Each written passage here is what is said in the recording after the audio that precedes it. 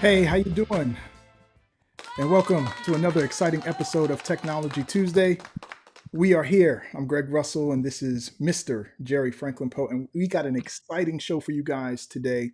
We have an exciting guest expert, and we can't wait to dive in. So listen, if you are here with us live, let us know hashtag live and what city you're coming from.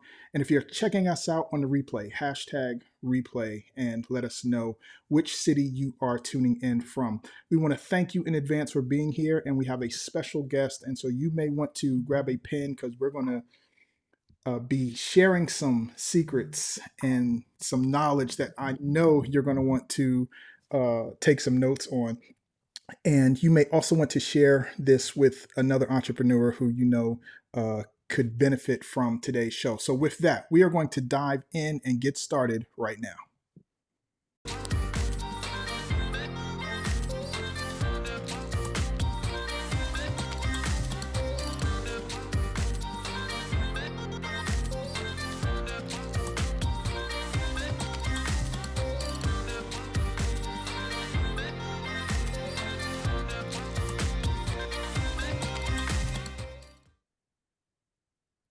All right, folks, you already know what time it is. We are back in the building. Greg Russell, Jerry Franklin Poe here every single Tuesday, bringing you practical knowledge, practical applications. You can have practical solutions for your business. And Greg, I must say, I don't normally get geeked up. Like, I'm pretty calm dude, but I'm excited today. I'm excited today just because of the behind the scenes conversations. And I've been around a lot of entrepreneurs, a lot of successful people, and one of the things I've been able to do is detect the real from the fake. Yes, sir. And when you come across someone who's authentic and just has the stuff together, our special guest, I'm not gonna drop any names just yet, but our special guest today, we've only been interacting for a few minutes. You know, I know you had much more of a background and information on the person. But one of the things that over my journey in this entrepreneurship world is being able to tell the folks that don't have to fake it, that their stuff is so real that it just comes out of their pores. Yeah. And I'm appreciative of the guest that we have today because that's the essence of what we're working with in the today's show. Yes. So listen, man, appreciate that. Thank you. Listen, today we have a very special guest with us. We have the one and only Richelle Shaw. Richelle is the author of The $1 Million Equation and the founder of the MDE Agency. She is known for helping entrepreneurs, business owners, doctors, and professional practices stop guessing their way through growth and start building systems that create predictable revenue. And you know, Jerry, I'm a systems guy, so I love this and I'm excited as well. What I love about Richelle is the work that she does. Not only does she doesn't teach like vague motivation, she teaches structure. She talks about the things that most entrepreneurs and business owners overlook, like follow up, retention, reactivation, referrals, partnerships, and how to turn what we already have into more revenue. Her core message is crazy powerful. It is $1 million message is not built by accident. It is built with the right solution, the right market, and a marketing calendar you actually execute. So, listen, with no further ado, I would like to introduce the one and only Richelle Shaw.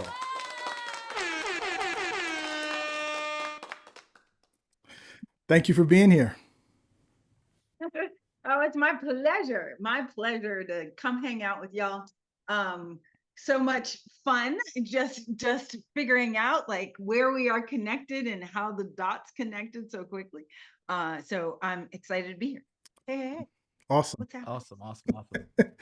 Well, yeah. So for a little background stuff, we are connected via the infamous GKIC world. The Glazer Kennedy Insider Circle is kind of our foundation of how we all kind of connected in one way or another. So listen, I have some questions. I know Jerry has some questions, and so we're going to dive right in. But before we talk about the business stuff, I want to ask you a personal question, and I know you're surprised because we don't do like questions in advance. We just come straight at you. So, listen, one of the things that I believe is probably one of the things that is the most transformational thing that you have gone through is your battle with cancer. And Yeah. so I would like to ask you, how has going through that battle shifted how you view life and business? Give us the before and the after. See, I don't like to cry my lashes off. So you're in trouble Uh for asking me that doggone question. Okay. Um, before cancer, I've always been an entrepreneur. I tell the story, look, I had one job in my life and then I bought the company. So it's not as if like this wasn't a thing. However, before it, I thought I was going to live forever. And I really thought that, yeah, $1 million equation was just kind of a thing. But as soon as I was diagnosed, the first thing that I started doing was I started recording all of the things in my head because I felt like none of that stuff is out there. Like everybody is talking about hacks and tricks and ooh, and allowing AI to think for them. And I'm like, what are you doing? No, no, no, no, no. So the first thing of how it impacted me is I started recording. Um, and then because I was really just envious of my hair back then. It's growing back. I still need a yarmulke here in the middle. But it's definitely growing back. And then after that, and now that I know I'm gonna live, right? Because that's kind of the thing that hits you when you hear the C word is, well, damn, really, is this it? Is this it? So I decided at that moment is that no matter what, I have to get the word out. No matter what, I have to tell my story. No matter what, I have to do whatever it takes to make sure that my, at the time, 16-year-old, now 20-year-old, right? Now that my 20-year-old knows all about building $1 million businesses and how it really comes down to systems and consistency and not about any hack, about any trick, about dancing to the camera. Even though I love to dance to the camera, but it's not about the performance. It's about putting that structure in place. So as far as what that changed for me, personally, I've always been the baddest chick on the planet. And I tell people that. But now that I kick cancer's butt, I'm even more the baddest chick on the planet. There's absolutely no stopping me at this time. I have good days and I have days when that aren't so good. I'm not gonna lie and say that chemotherapy did not affect the way and my energy is and the way that my brain fog kind of comes in. But those days that it's not there, like I just crush it. I absolutely crush it. And so every conversation I have now is meaningful and um, intentional, and is all about making sure that the world understands that, you are only here for a limited of time oh. and that God is so good. And that if we keep burying our talents, if we really talk about the scripture and talk about all the things that he did for us, if we keep burying them, then the world will never see. And at a time right now in our world, in what's going on, women of color and Zoftic women, that are a little fluffy, kind of get thrown away.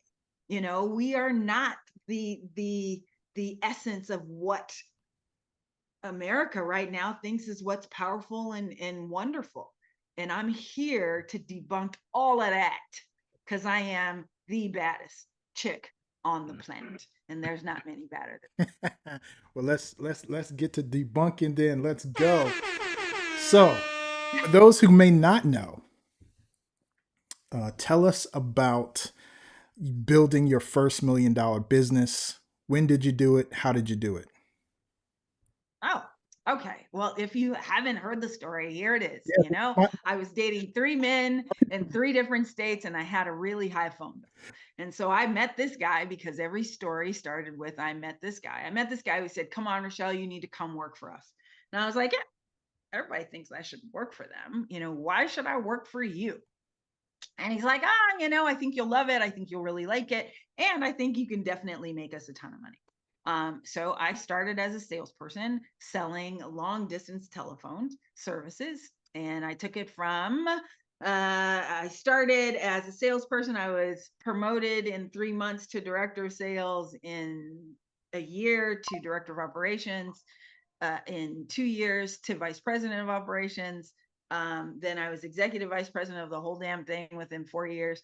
And we went from 300,000 a month, about $30,000, just everything going, to over $3 million a month. I had 52 employees. And then I bought the company from my boss. So I was on a plane reading the book from Reginald L. Lewis, right? Why do all the white guys get to have all the fun? And I was sitting there going, yeah, okay, because I was thinking about businesses that I wanted to start. And in that book, it said, why don't you just buy an existing one? And I didn't really know if I could. And then once I got the permission, I said it to my boss, and he started laughing. I was 29 at the time. And he was like, oh, well, damn, kid, because he called me kid. And he's like, you have been running it for the last 5 years, Yeah. And so in his mind, I will tell you the truth, he thought, ooh, Rochelle's going to go and get money, that they give Black people money. Okay. Hmm. I don't know where he got that idea. And that I would be able to get funded and be able to buy the company. Turns out, uh, I won't say the bank, but the bank that I was working with, the SBA program that I was working with, they said that there was no way that I could compete with AT&T. And so they didn't give me any money. They denied my loan. So I ended up having to do a leverage buyout and buy the assets of the business and do lots of fun things, to make sure that I could buy it. But then I bought it, and I became the only female African American public utility owner in the nation. Awesome. So that's how I built my first $1 million business. Awesome. Thank you for sharing. I've heard the story, but I haven't heard it like that. So I appreciate it. Given every time I hear it, I hear a little bit more details, things that I didn't know, challenges that you had to overcome to get that first business to be able to acquire it. Because I never thought about the challenges that you had to overcome to get it. I just heard you got the you were the owner, right? Yeah. You own them, but how did you become the owner is definitely interesting. So Oh, and that roller coaster. And the lawsuits that came after, I mean, it was so crazy. Uh, but what ended up happening from that, and I think yesterday on an Instagram story, I was telling about, the employees that I thought were coming with me, right? Because I was the youngest person at the company except for the receptionist. And then we hired a gal in customer service that was younger than me. So we became really great friends. I was her maid of honor in her wedding. Um, my best friend in the company was my assistant, Franny.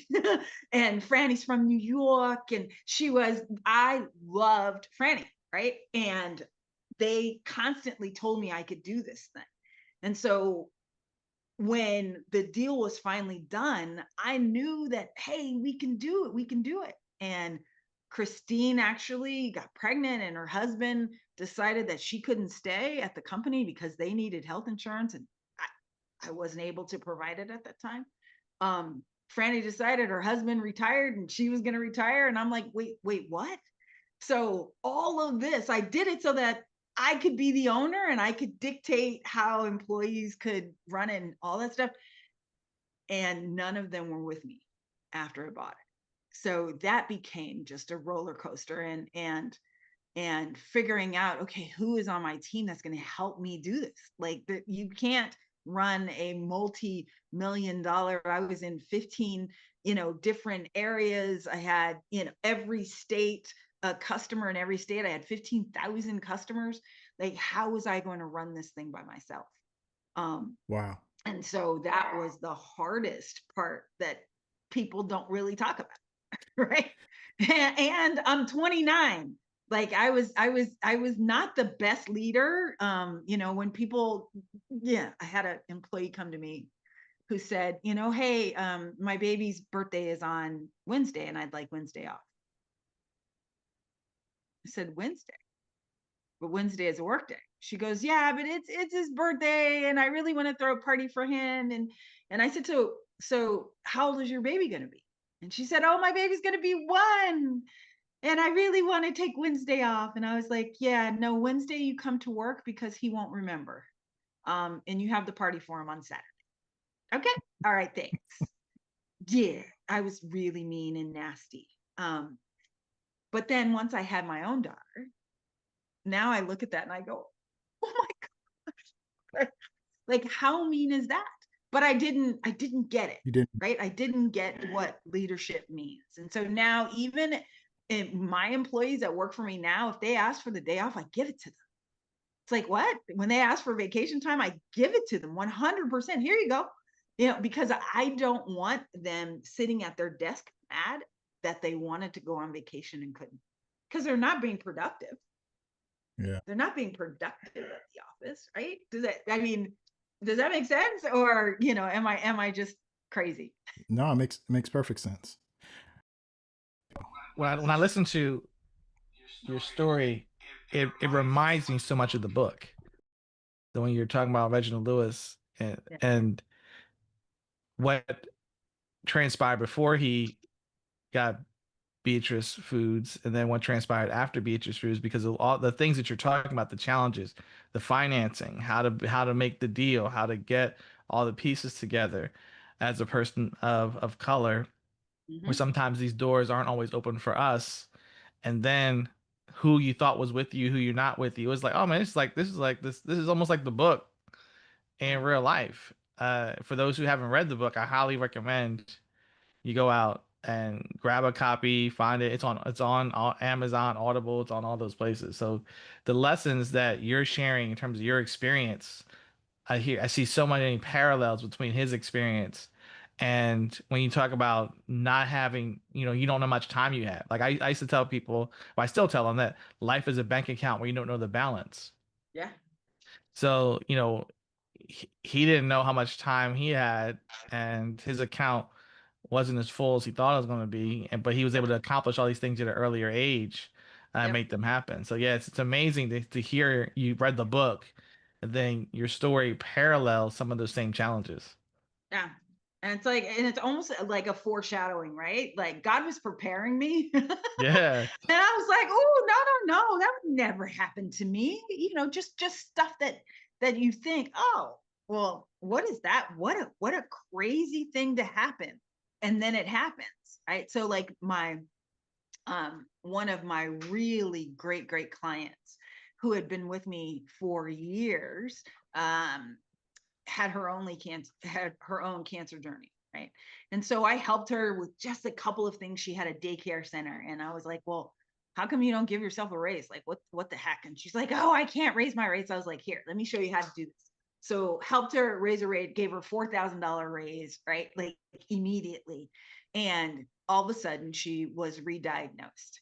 And so I would go with her to chemotherapy, right? And just sit there and just chat with her about it. And you never know. And as I was sitting in chemotherapy going, oh my gosh, I was prepared for this. Like God had already showed me, right, that things don't happen to you, they happen for you. They happen so that when you get into that same situation, you've already been there before, and that you can get out, right? And that you can get out. But I wasn't, when you're in it, you don't believe that you can get out, right? Like there was some dark days, and I had a hard time sleeping, and it was extremely painful, right? Like people don't really tell you that, but it was extremely painful, and for about 4 months I couldn't walk. And during that time, I'm just sitting there, I'm watching the game show network, right? I'm just watching anything on television to take my brain away from this. Um, but I remember writing in my journal, you know what, God, you know, if you get me out of this, I promise you, right? The deals that we make with him, right? The deals, yeah, the The deals. deals, right? I said, I promise you that I will tell the world about everything that happened in the real story, not the facade that, yeah, and then I bought the company and everything was great. No, you know what? Look, I lost it. I lost it all when I decided. I made one pivotal decision. And this is kind of something that when I look back on it, I remember it like it was yesterday. So my family is very important to me. And my grandmother, um, always we had a family reunion around Labor Day. And so it was the end of the season. And, I grew up in Southern California. So Labor Day was a big deal. The weather was still perfect. And it was just fun. So instead of sending out my bills before, I gave my staff the whole week off. And I took the week off and went to California. So then all of a sudden, September 11th happened. Planes fly into World Trade Center. We come back. We still haven't gotten the bills out. The world shuts down.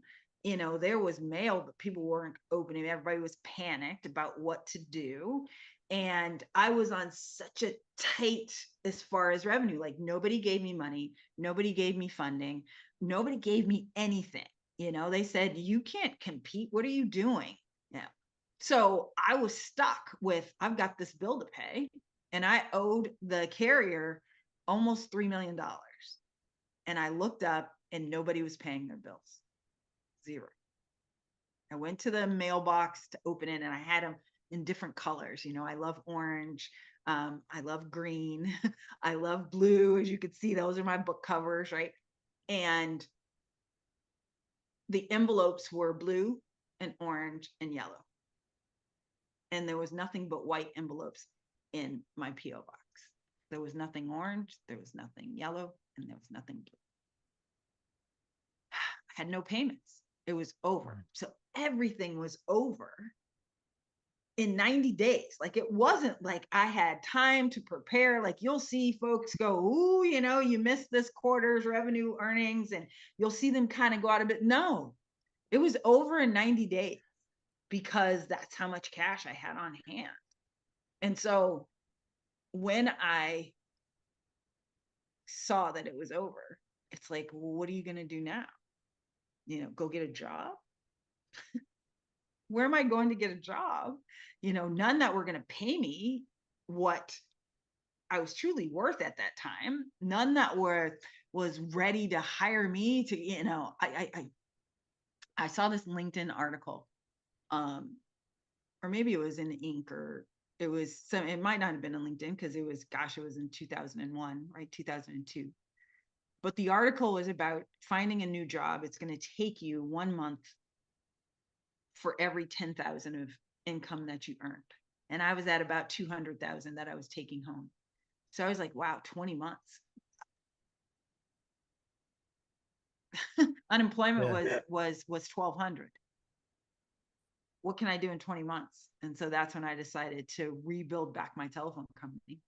And so I did the things that I knew how to do, continuity, how to get a new customer, how to make sure that they come in, and then just build it from there. And I was able to do that in about 6 months. And so that's my $1 million equation is rebuilding back this $1 million business in 6 months. In the book, I tell a story about how I was sitting at the rented house because I had lost my house, because I'd taken out hundreds of thousands of dollars to pour back into this business, my palatial estate overlooking all of Las Vegas, right? And I'm in the rental and somebody rang the doorbell and I'm like, nobody knows that I'm here. This couldn't be good news. It's probably somebody serving me. So I ain't answering the door. And then I heard my dogs in the back. And I was like, well, who's in the backyard? Like somebody's in the backyard. And I looked out and it was the gas man. and they had just turned off the gas. And my bill was like $40. Like it wasn't even like it was a $200 bill, right? It was $40. And $40 turned into $190 because I needed a $150 deposit to get it turned back and all of these things. And once I was credit challenged and overworked and burned out, nobody wanted to even turn on my gas at my house. And so for 18 days, we had I just used electricity. Luckily it was hot in Las Vegas, so I could put in the water in the bathtub and put the stopper in there so that the water would still be warm. Yeah, it was just a mess. Challenging. But it was at that moment that I said, huh, there needs to be some type of program for utilities. And Fresh Start was born. Okay, look, if you've been disconnected before, I can help you. I can Mm. help you turn on your phone service. And turns out there's a whole bunch of people who had been disconnected and not people with really great credit. And I was able to rebuild that business, like I said, in about 6 months. Wow. Wow. Yeah, that's amazing. Is that where the formula came from, the equation, right? Because you say there's an equation for building $1 million business. Is that where the equation came from? You know, no, right? The because I wrote that book after I had already rebuilt it. Okay. Hmm. But what I did was once I restarted the business, because I said, look, I got 20 months. So while I'm looking for a job, let me just see if I can generate some income. And so I did all the things that I knew how to do, sales and marketing. How can I get the word out? How can I tell people? How can I create partnerships so that people will tell other people? How can I give every single customer that comes in such an amazing experience that they can't wait to tell their friends and family? What can I do to rebuild this thing? And so writing the book and the formula, right? The $1 million equation. Here you go. Right? So writing that afterwards was people kept asking me, well, what did you do? What did you do? What did you do? And I was like, well, I don't know. Like first I found what a problem that people needed solved, which is, step one of the Step old book. one, yeah. Right?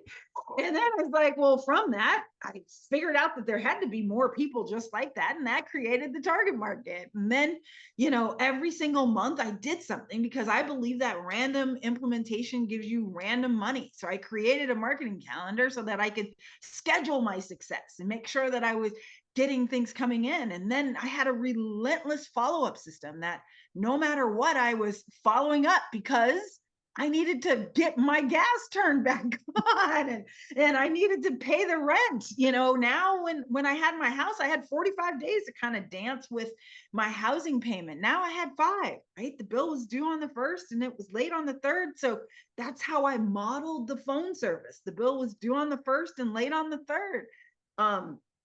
And then after that, then I realized that I needed my 3 R's, all stuff that I learned from our mentors, Dan Kennedy, Jay Abraham, Joe Polish, right? The 3 R's where I was all about retention. How can I make sure that every single customer that came to me stayed?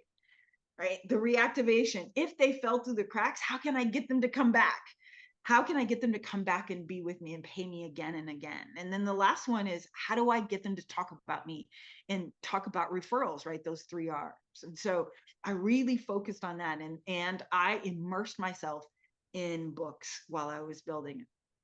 And one of the things that I ran into this story that Dan talks about, a chiropractor that he was working with, that the chiropractor said he needed 70 new patients coming through in order to build his $1 million practice. And I was like, okay, well, how many do I need? Turns out I needed 85. So everybody would ask him, well, what's the one thing you did to get 70 patients? And he said, I don't know one way to get 70, but I know 70 ways to get one. And every month I did all 70 ways. And so I set out on a journey to figure out 85 ways to get a customer to come back. Yes, I ran radio, but I also, put a coupon on your receipt after you paid your bill so that they could give it to somebody else. I was like the original original CVS receipt, right? like I also was the original flat rate billing. Like before me, there was everybody was doing all of this that, you got this crazy bill, an oh my God bill, I called it. Like I was the originator of those things. So it was, what was I doing to build it? That's where the formula came out. And so even, I've written the updated version of the $1 million equation.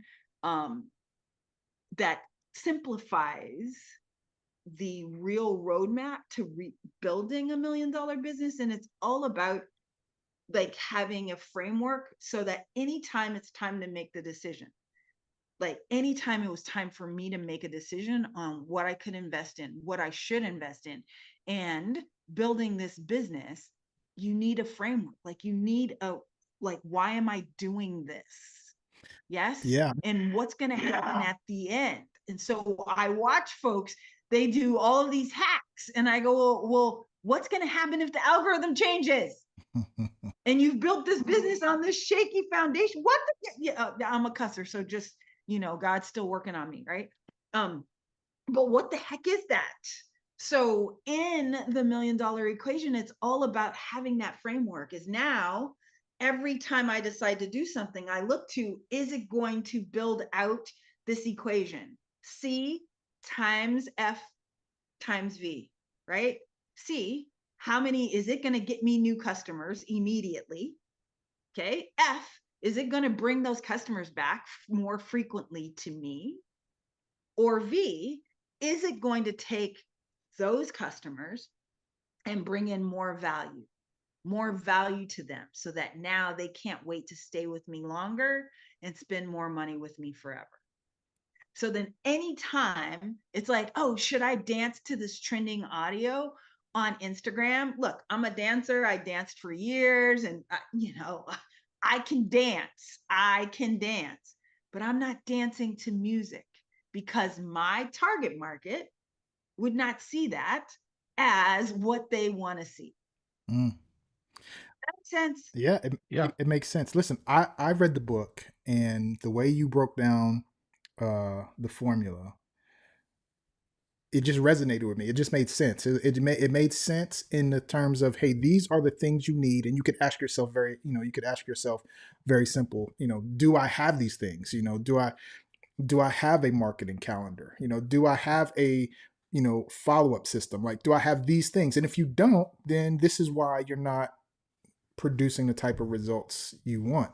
And so I think for anyone who is serious about growing their business and has been struggling, there is a very simple formula you can follow, and it's revealed in the $1 million formula. It's a very simple thing. It's not like it's this new greatest secret hack or this new secret Yeah, no. technology. It's just the things that just actually work for real world businesses. And I think a lot of people follow advice from people who may not have had real world businesses. And just like you said, 90 days, like if you have something going on, because I've had a very similar experience, when the bottom falls out, it doesn't take long for the money to just be gone. And so it's like that, for those of us who had to go through those things, and those are, for an entrepreneur, life building lessons as an entrepreneur. How are you going to, figure it out? It's like that book, Who Moved My Cheese. I read that book when I was a teenager and realized, some point, at some time, I'm going to experience this. And because I've read this book, I was like, all right, I know that I'm going to have to shift, like major shift, because things are going to be different. So I highly recommend this book, right? And so the new one is $1 Million Formula. Uh, the $1 Million Equation. Sorry, I keep calling it formula, but the equation, the revised edition, and you guys can grab that on Amazon. Just look for Richelle Shaw and the $1 Million Equation. I highly recommend Yeah, it. it's I coming. think it's one of the best. Yeah, go ahead. No, it's coming. It's coming. It's not ready yet. And I haven't released it yet, but it is coming. And I was asked last week why. Why am I revising it? Because as you, Greg, have told me, your old book was so good. Yeah. Hell, it sounds just like you. Like I can hear you talking throughout it, right? Why are you revising it? And I felt like it was time to revise it because there is so much noise in the world right now. Yeah. And that noise is telling you that you don't have to have a foundation. You don't have to build it from there. And I've watched so many Mm. businesses crash and burn in 18 months. And they are crashing and burning because there's not 85 ways of getting a customer.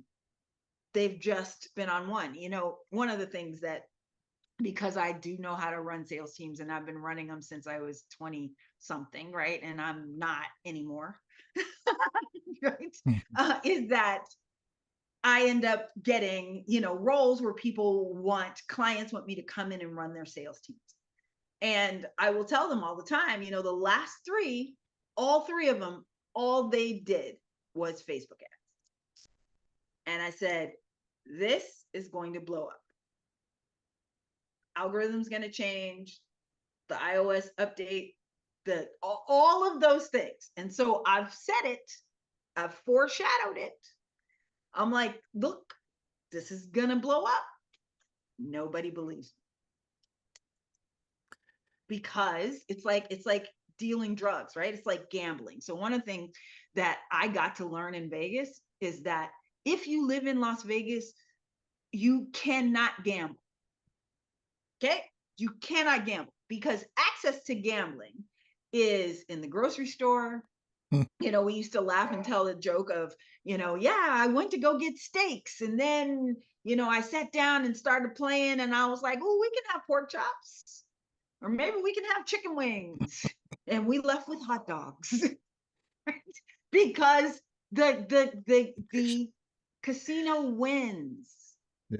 The casino wins. If you tell Vegas you love to gamble, they will give you free rooms. If you tell them you have a system, they will send you a plane because they know that you don't understand that the system will not work there.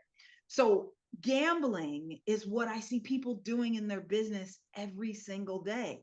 It's like you are gambling with an entity you don't own. You remember when Russell Brunson first came out with his, hey, the list you own, the list you're borrowing, and the list you remember that? And they keep borrowing these lists like they haven't had that training. I'm like, oh my gosh, do you see that this is going to hit the wall? My last one, when I got there, we were doing about 50 grand a month. Took them to 700,000 a month. And Facebook kaput their ads. Just went kaput. Yeah. I've seen One day. I've seen it in even before Facebook with Google and the Oops, Google your Ads. audio went out. So You're back. all right, I think I got it now. The Google AdSense went out. I mean, the changes in Google, people who are buying AdSense and Google changed their algorithm and traffic would just disappear in one day because of an update. And that was, Yep. Facebook was just a different company, but same thing. What I like about your 85 ways is what I think people miss is that they compound, right? It's not just running a whole lot of 85 different things, but they compound when you run multiple things, right? It compounds. And so this allows you to have more ways to generate a customer, that once you start doing it and doing it well, it becomes easier to run multiple ways to get a customer. And then you can automate that. And then it compounds again when you have a follow-up system and a retention system. These things compound each other. So when you put these pieces in place, you have Yep. the actual equation to build $1 million business that most people don't have. And so listen, if you if you can't wait, go get the old one. The equation is in there. That's what I recommend. If you can't wait, go get It the old is one. there, but I've tweaked it for the new one too. But yes, go get the old one. Get the old one. But the other thing that we've done for 2026, and this is, kind of a secret, but it's not a secret anymore. I think everybody knows that now we've upgraded technology, right? And so instead of having all these 50 systems, now I went to the experts, Greg, and we've built the $1 million equation inside of our technology so that it runs Richelle's framework for you. So that when I was doing it by hand and spreadsheets and checking off, did we send the bills, all of that stuff, like I could fold and process bills like you can't even imagine, and put it through the machines. Like my kid, she used to think that stamps were stickers. Like she'd come out of the room with them all on her head, and I go,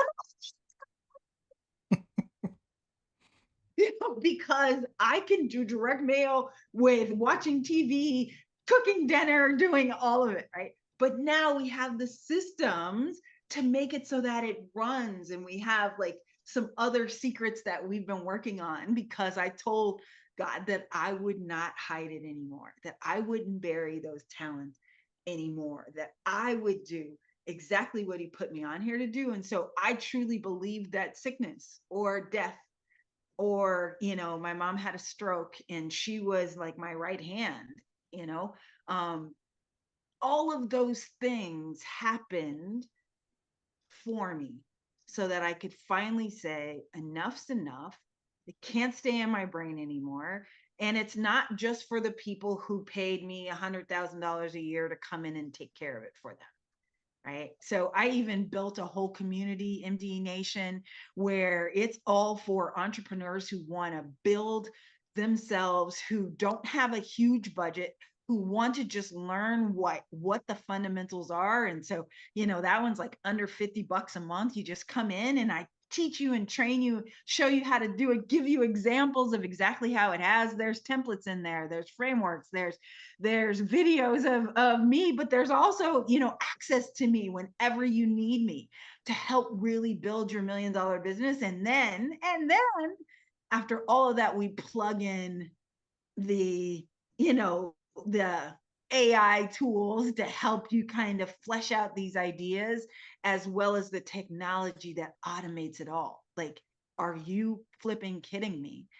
But at the end of the day, we're going to have more millionaires than ever. And I'm excited and passionate about that project. And I think you can kind of tell, because like I've thrown up on you for what, 48 minutes. I've just talked straight. You guys asked me 3 questions and I just keep talking. I'm just really excited about everything and all of the blessings. And I'm grateful to still be alive. I'm grateful to be cancer free. Yay. Yeah. I'm grateful to feel much better. And I'm grateful to share everything that I know with the world. Awesome. Listen, I pulled it up on the screen. If you guys want to hear more about that, head over to getmde365.com. That's getmde365.com. And you will be on the list to be notified of the upcoming releases that Richelle Shaw is releasing, so that you can hear all about them as soon before the public announcement. You will be the Yeah. first to notified. Listen, this is something, guys. The equation is the pieces you need, and when you read it and look at it, you will understand naturally why you have to have those pieces. Everything else is just a distraction unless you have the pieces. When you have the pieces, everything else is an add-on to help you compound even more the things you're compounding once you have those things set up. So if you're serious about growing your business, whether it's a digital business, whether it's a brick and mortar business, if you are serious about growing your business to over $1 million, Richelle Shaw has done it more than twice and in multiple industries. And she created the formula, the equation that you need to follow, the pieces that you need to put into place. So I highly recommend you guys grab the book, grab her book, and follow along, implement those pieces. And if you need any help at all, make sure you jump on that list so you can reach out to her. Richelle, thank you so much for hanging out with me and Jerry today. We had so much fun hearing about your story, and how you overcame challenges and the pieces that are needed to build a $1 million business. I really love the equation. I think that it's like once you see it, you can't unsee it. And once you see it, you can't unsee it. You can't be like, oh, I didn't know, or I didn't get it, or it didn't make sense to me. Because unless you're not smart, unless you're not intelligent, it's just laid out for you. Here are the pieces. Do you have these pieces? Yes, no. If you don't, go get the pieces. If you need help, ask her, ask me, ask Jerry, ask someone to help you get those pieces so that you can change your business. And it's not always about just about making money. This is about changing the access that you have to help people in your life that you care about most. Most entrepreneurs want the financial freedom so that they can take care of their families. For most of us, that is the driving force. And for someone who has done that multiple times, I think there's a lot of noise, like we talked about earlier. There's a lot of noise out in the market. There's a lot of people talking about stuff. There's a lot of people who can um, create things that create an illusion. Like anyone with AI now can make themselves look like a person of influence, like they look like they are a person of intelligence, like they have business experience. But you have to find those who have real world experience. And for me, finding someone who's created a $1 million business in with a real service, like a telephone service, you don't find that out there too much. You find people talking about all the things they've done online. And the thing is, for you to have longevity in this game, and that's what I think most people want. For you to have longevity, you have to have the structure in place to allow you to have longevity when things change, because things will change in a minute. And now things change faster than ever. Last week, Anthropic came out with their new model, something 5, and everybody started talking about whatever 5 was. And then 3 days later, the government was like, "Hey, we don't want this people to have access to it." And Anthropic was like, "Well, we can't just how do we do that?" So they had to shut it all down. And now within 3 days, hey, new latest model is gone. Right? If you have the structure and foundation in place, it doesn't matter. It's like it doesn't matter if it's new model, old model, right? It all works. So sorry, I get off my soapbox, but that's what I'm No, excited you're about. telling the truth. Like Greg, you're telling the truth. And I think so many times that they don't want to believe it. You know, entrepreneurship is really a battle. And if you haven't trained your your system, right? Your operating system in your body, in your brain, to prepare for things that fall down, right? Then you're not going to like this is not for you.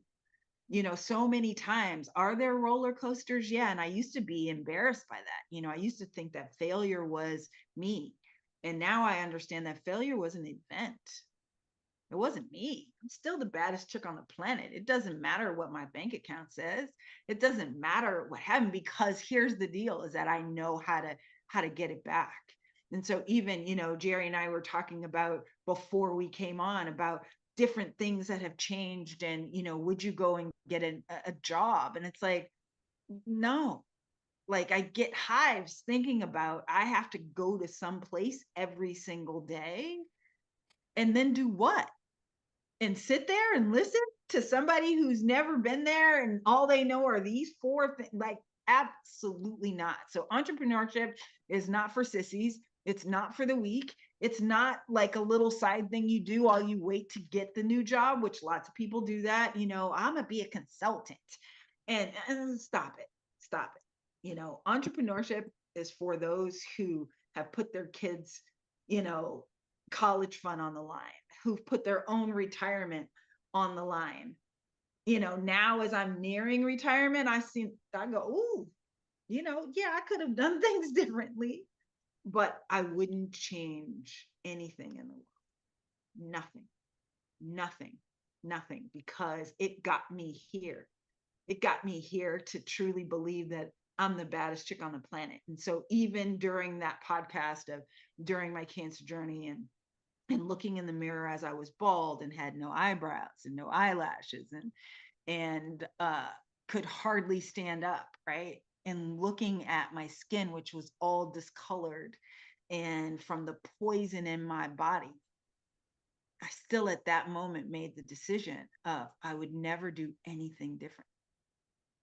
I would never do anything differently, because even clients weren't able to stay. Some clients like couldn't see me like that because they were so used to perfect Richelle and my long hair, and it's okay. I still love them for free forever. I tell everybody, I tell you guys all the time, I love you for free, because that's not, I don't need any of that. I know beyond a shadow of doubt that I'm here for a reason. And he thought I was worth saving, right? And, late in the midnight hour. And I've sung that song probably a million times, but I know, I just let go and I let God, and I'm still here.